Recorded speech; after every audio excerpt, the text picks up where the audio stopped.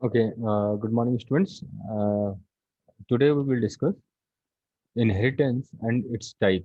That is the unit third for your subject object-oriented programming. Unit third में आपको पढ़ना है inheritance, types of inheritance, multiple inheritance, virtual base class, function overriding, abstract class and pure virtual function. तो ये topics आपको unit third के अंदर cover करना है। तो before the start of the topic we will discuss first what is inheritance. Inheritance होता क्या है और इनहेरिटेंस का यूज क्या किया जाता है। तो बेसिकली इनहेरिटेंस का मतलब होता है reusability of the code. This is the one line definition of inheritance, that is the reusability of the code. In inheritance that is capable of one class to acquire the property and characteristics from another class. That means कि अगर आपके पास दो class है तो एक class जो है दूसरे क्लास का कैरेक्टरिस्टिक्स और प्रॉपर्टी को यूज कर सकता है। The class whose property are inherited by the class is called parent class और बेस क्लास और super class, and the class which inherit the property other class is called child class, drive class और सब class. अब इनमें भी क्या होता है कि अगर आप पेरेंट क्लास कह रहे हो, अगर आपका जो पेरेंट क्लास है जिसकी प्रॉपर्टी को इनहेरिट किया जा रहा है, तो जो क्लास उस प्रॉपर्टी को इनहेरिट कर रहा है उसको हम लोग कहेंगे चाइल्ड। मतलब पेरेंट अगर कह रहे हैं parent class then child class, base class अगर कह रहे हैं then derived class, super class कह रहे हैं तो उसको हम लोग कहेंगे सब क्लास।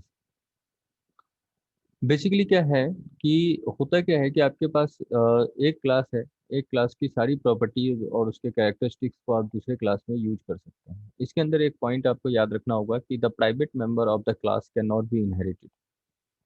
प्राइवेट मेंबर जो है कभी भी किसी भी क्लास का इनहेरिट नहीं होता है। Okay, what the purpose of inheritance, why inheritance. सबसे पहले this is the future of object oriented programming, so inheritance is needed. But another that is first code reusability. मतलब अगर आपको एक ही कोड को बार बार रीयूज करना है तो आपको बार बार उस कोड को लिखने का क्रिएट करने की जरूरत नहीं है, you can simply inherit that code. Method overriding, method overriding that is the example of run time polymorphism. And second, use of virtual keyword. These are the three purpose that through which we have to use inheritance. Now क्या होता है inheritance के अंदर। For example this is your class, this is your first class. ये आपका एक पहला class है, एनिमल्स क्लास है। और एनिमल्स क्लास के जो है वो प्रॉपर्टी को कौन इनहेरिट कर रहा है, डॉग। मतलब जो प्रॉपर्टी एनिमल्स के अंदर है वही प्रॉपर्टी किसके अंदर आएगा, डॉग के अंदर आएगा। तो this is the example of inheritance. Okay, what the basic syntax of inheritance, how to inherit. सबसे पहले क्लास कीवर्ड है, सब क्लास नेम। सब क्लास में सब क्लास का मतलब हो गया जो क्लास इनहेरिट करना चाहता है। जैसे इस एग्जांपल में डॉग जो है that want to inherit animals. This is the symbol of inheritance. And access mode, किस मोड पे इनहेरिट करना है, पब्लिक मोड या है प्राइवेट मोड है या प्रोटेक्टेड मोड पे है। और उसके बाद जिस क्लास को इनहेरिट किया जा रहा है उस क्लास का नाम, जैसे यहाँ पे अपना है super class, that is the super. This is the simple syntax of inheritance. For example कि यहाँ पे क्लास एनिमल है, क्लास एनिमल्स है, क्लास एनिमल्स को इनहेरिट करेगा कौन, क्लास डॉग। तो एनिमल यहाँ पे आपका बेस क्लास कहलाएगा, पेरेंट क्लास कहलाएगा या फिर सुपर क्लास कहलाएगा। और यहाँ डॉग जो है आपका वो आपका ड्राइव क्लास कहलाएगा, चाइल्ड क्लास कहलाएगा या फिर सब क्लास कहलाएगा। तो आप यहाँ पे देख सकते हो क्लास एनिमल्स है, इसके अंदर एज यूजुअल जैसे जो चीज़ हम लोग को लिखना है डाटा मेंबर और मेंबर फंक्शन यहाँ पे हम लोग लिख सकते हैं। उसके बाद ये आपका क्लास डॉग है, this is the symbol for the inheritance and this is the public mode of inheritance and this is the base class animals. Now what happen when the dog class inherit animal class. इसका में जो animal class का जो property है वो कहाँ पे आ जाएगा, डॉग क्लास के अंदर आ जाएगा। दैट मीन्स आप डॉग क्लास के ऑब्जेक्ट से एनिमल क्लास के प्रॉपर्टी मतलब डाटा मेंबर और मेंबर फंक्शन को कॉल कर सकते हैं। जैसे यहाँ पे डॉग का डी आपने बनाया, that is the object of dog class and D dot legs और डी डॉट टेल। यहाँ पे क्या है, डॉग क्लास के अंदर सिर्फ टेल है, लेग्स जो है वो आपका कहाँ है, ड्राइव क्लास में है, मतलब सॉरी बेस क्लास में है, इंट लेग 4 यहाँ पे। तो आप देख रहे हैं कि जो एनिमल क्लास का मेंबर है we can access the member of the animal class that is the base class for derived. Dog class.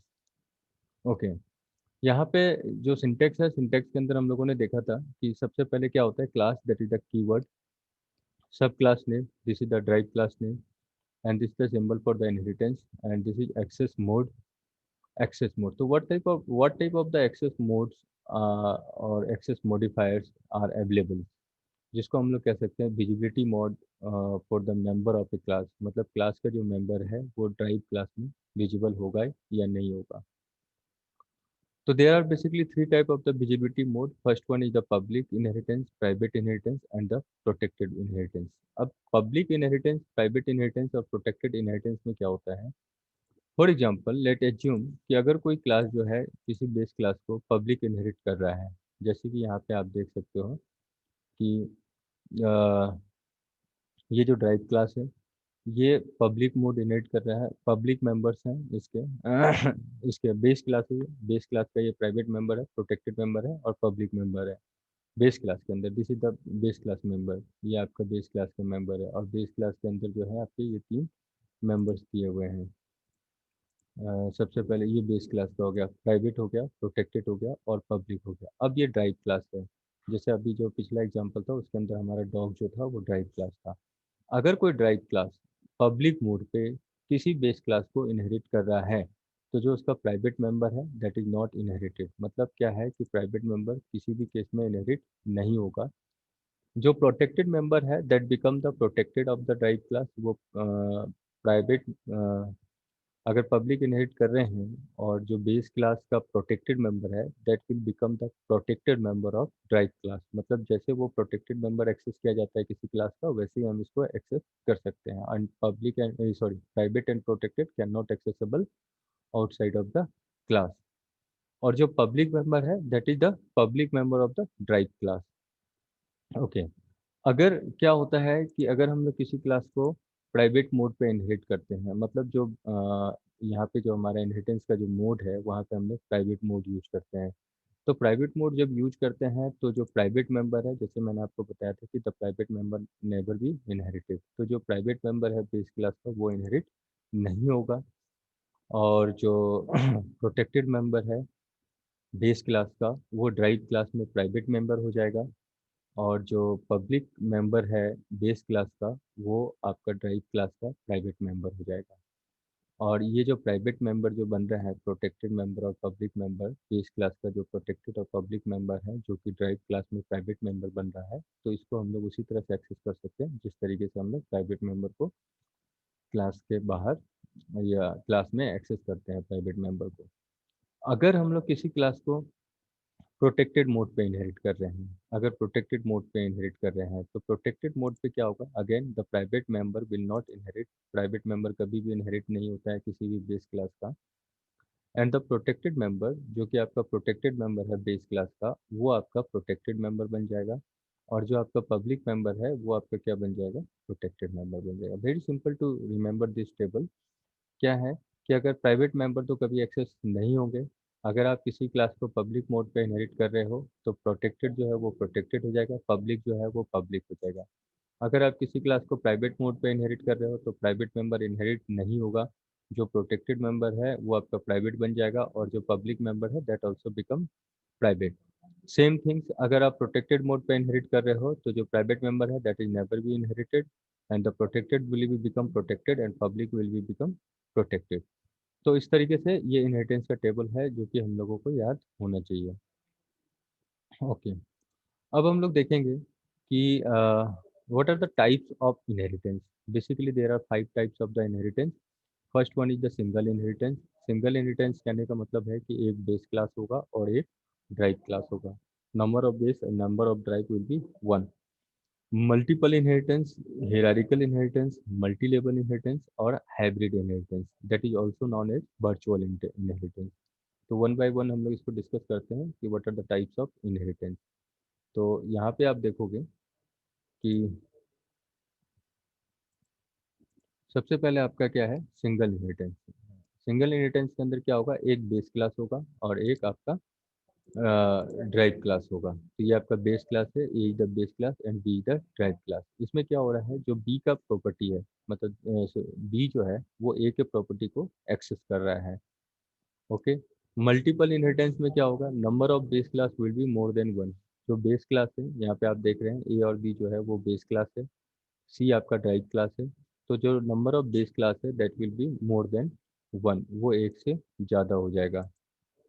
इसी तरह से हम लोग देखेंगे हिरारिकल इनहेरिटेंस के अंदर क्या होता है। एक हिरारिकल इनहेरिटेंस में क्या हो रहा है कि number of base class is one and drive class is more than one. तो ये कुछ इस तरीके से आर्किटेक्चर बनता है इसका। Again multi level inheritance, multi level inheritance में क्या होता है कि जो एक बेस क्लास है, जो एक ड्राइव क्लास है, जैसे कि यहाँ पे आपका ये ड्राइव क्लास है। तो ये जो ड्राइव क्लास है आपका, ये drive class it will be become as a base for the another drive class. मतलब आप देखो कि ए और बी, अगर आप बात करते हो ए और बी का, तो ए और बी क्या है आपका, ए आपका बेस क्लास है और बी आपका क्या है, ड्राइव क्लास है।